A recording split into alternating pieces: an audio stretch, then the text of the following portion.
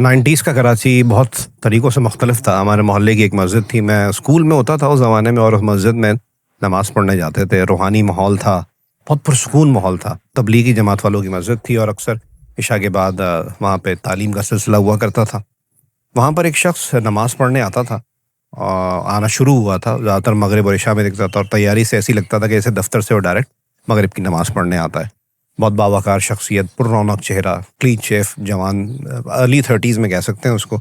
اچھا، وہ بہت جلدی وہاں کے جو اکابرین تھے، جو معززین تھے، جو بزرگ تھے مسجد کے، انہوں نے اس کو بولا کہ بھائی عشاء کے بعد ہماری تعلیم کا سلسلہ ہوتا ہے، اس میں جڑو.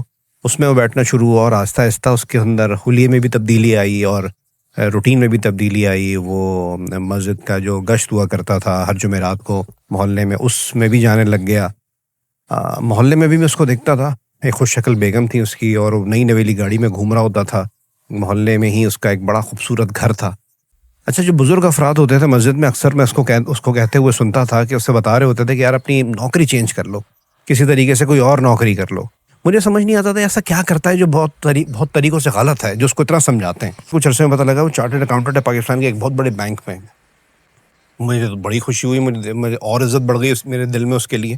لیکن کچھ عرصے بعد بزرگوں کے کہنے پر اس نے اپنی نوکری چھوڑ دی، اور آہستہ آہستہ وہ زندگی جس کو مجھ جیسے کئی لوگ دیکھ کے رشک کرتے تھے. میں اسکول میں تھا لیکن مجھے بڑا اچھا لگتا تھا اس کو دیکھ کے کہ اللہ تعالیٰ نے ہر طریقے سے اس کو نوازا ہوا ہے. پہلے اس کی گاڑی گئی، مالی مشکلات بڑی، ظاہر بات ہے چارٹرڈ اکاؤنٹنسی پڑھی اس نے، اس کے علاوہ بینک کے علاوہ کیا نوکری کرتا. اس کو نوکری کوئی نہیں ملی، مالی حالات خراب ہوئے، اور آہستہ آہستہ بیگم بھی مجھے یاد نہیں ہے سپریشن ہوئی تھی کہ ڈیورس ہوئی تھی.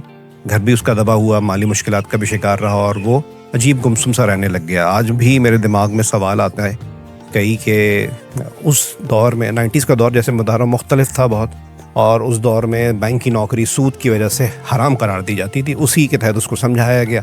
اب اس زمانے کے جو مولوی حضرات ہیں، ان کی جو تشریح تھی اس معاملے میں، اس نے ایک بندے کی زندگی 180 ڈگری، میں یہ نہیں کہتا برباد کر دی، 180 ڈگری چینج کر دی.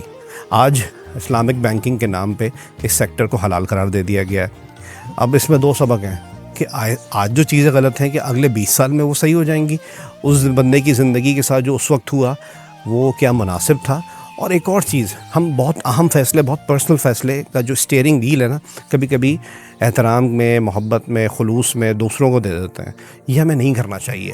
روزگار ایک بہت پرسنل چیز ہے، اس کا فیصلہ ہمیں خود کرنا چاہیے، اپنی ذہن، اپنی دانست کے مطابق.